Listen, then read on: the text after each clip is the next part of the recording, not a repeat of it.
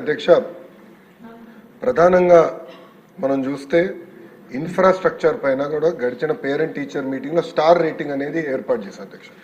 ఒక పక్కన ఇన్ఫ్రాస్ట్రక్చర్ పైన, ఇంకో పక్కన ఎడ్యుకేషన్ అవుట్కమ్స్ పైన రెండింటిపైన ఏర్పాటు చేసి ఈరోజు కూడా నేను రివ్యూ చేసినప్పుడు ఏ పాఠశాలలో అయితే 1 స్టార్ 2 స్టార్లోనే అంటే బేసిక్ ఇన్ఫ్రాస్ట్రక్చర్ ఎక్కడైతే లేదో ముందల అదంతా అప్గ్రేడ్ చేయాలనే లక్ష్యంతో మన ప్రభుత్వం పనిచేస్తుందని గౌరవ సభ్యులు నేను తెలియజేస్తున్నాను. పెద్ద సభ్యులు అన్నట్టు leak proof buildings, basic benches, fresh paint of మన కోట్ ఆఫ్ పెయింట్, టాయిలెట్స్, తాగునీరు, బేసిక్స్ ముందర ఫోకస్ చేయాలనే లక్ష్యంతో మన ప్రభుత్వం ఈ కార్యక్రమం చేపడుతుందని గౌరవ సభ్యులు తెలియజేస్తున్నారు. అధ్యక్ష, ఎటువో ఈరోజు సాయంత్రం గౌరవ సభ్యులందరితో కూడా ఒక సమావేశం ఏర్పాటు చేసుకున్నారు అధ్యక్ష. గత ప్రభుత్వం 117 జీవోని తీసుకొచ్చి ప్రభుత్వ విద్య పిల్లలకి, అది నిరుపేద కుటుంబాలకి దూరం చేసిన విషయం మన అందరూ తెలిసిన విషయమే. గత ప్రభుత్వ చేతకంతనం వల్ల ప్రభుత్వ పాఠశాలలో దాదాపు 12 లక్షల మంది విద్యార్థులు తగ్గిపోయారు అధ్యక్ష. 12 లక్షల మంది విద్యార్థులు తగ్గిపోతాం జరిగింది అధ్యక్ష. అందుకే దానికి ఒక ఆల్టర్నేటివ్ ఏర్పాటు చేయాలని దానిపైన ప్రజాప్రతినిధులతో చర్చించి, అదేవిధంగా పక్కన సంఘాలతో కూడా ఒక రౌండ్ చర్చ జరిగింది అధ్యక్ష. ఆ ఆల్టర్నేటివ్ పైన కూడా మేము చర్చిస్తాం జరుగుతుంది. ఇంతేకాకుండా అధ్యక్ష, ఏదైతే ఇన్కంప్లీటెడ్ వర్క్స్ ఉన్నాయో, ఎక్కడైతే ఇంకా వర్క్లు అవ్వాల్సి ఉందో అవన్నిటిపైన కూడా మేము ఒక వివరాలు తీసుకుంటాం అధ్యక్ష. ఇన్కంప్లీట్ ఆల్రెడీ మొదలుపెట్టి ఇన్కంప్లీట్గా ఉన్నాయని తప్పనిసరిగా మేము పూర్తి చేస్తాం అధ్యక్ష. 117కి ఆల్టర్నేటివ్ ఏదైతే మేము తీసుకొద్దాం అనుకుంటున్నాం, మన ప్రభుత్వం తీసుకొద్దాం అనుకుంటుందో దానిపైన సుదీర్ఘంగా చర్చించిన తర్వాత అందరూ ఓకే అంటే అదే ఆధారంగా తీసుకుని రేపు టీచర్ ట్రాన్స్ఫర్లు కానీ ఇన్ఫ్రాస్ట్రక్చర్ అదే ఆధారంగా తీసుకుని బిల్డ్ చేయాల్సిన అవసరం ఉంది అధ్యక్ష. ఎందుకంటే గత ప్రభుత్వం నాడు నేడు కార్యక్రమం ద్వారా కొన్ని పాఠశాలల కడతం జరిగింది. అవి ఏమైనాయంటే ప్రభుత్వం ఇది 117 జీవో వల్ల ఆ పాఠశాలలు మూతపడింది అధ్యక్ష. విద్యార్థులు లేకుండా మూతపడింది, అంటే డబ్బులు ఖర్చు పెట్టారు, పిల్లలు లేరు అక్కడ.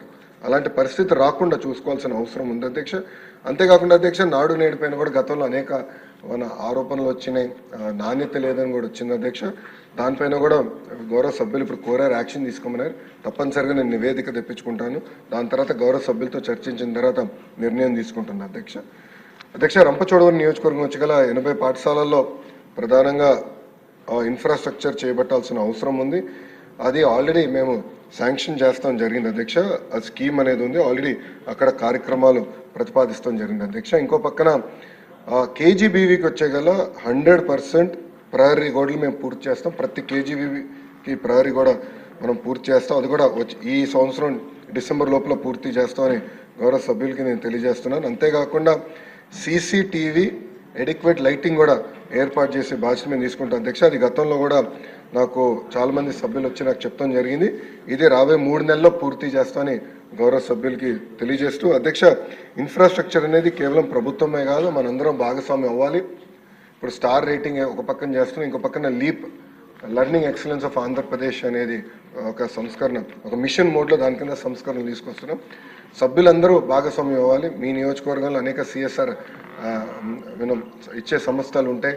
గౌరవ డిప్యూటీ స్పీకర్ గారు కూడా సిఎస్ఆర్ కింద అనేక నిధులు తీసుకొచ్చి నియోజకవర్గం ఎట్లయితే అభివృద్ధి చేసుకున్నారో మనందరం కూడా ఆ ఫండ్స్ని ట్యాప్ చేసుకుని లోకల్ డెవలప్మెంట్, ప్రయారిటీ బేస్గా లోకల్ డెవలప్మెంట్ చేసి స్టార్ రేటింగ్ 1 స్టార్లో ఉన్న పాఠశాలని 2-3 స్టార్స్కి ఎట్ట తీసుకెళ్లాలని దానిపైన అందరం కలిసికట్టుగా కృషి చేయాలని సభాముఖంగా కోరుకుంటూ, తప్పనిసరిగా ప్రహరీ గోడలు కానివ్వండి, బేసిక్ ఇన్ఫ్రాస్ట్రక్చర్ ఏదైతే ప్రభుత్వ పాఠశాలకు అందించాల లక్ష్యంతో మన ప్రభుత్వం గతంలో నిర్ణయం తీసుకుంది అధ్యక్ష.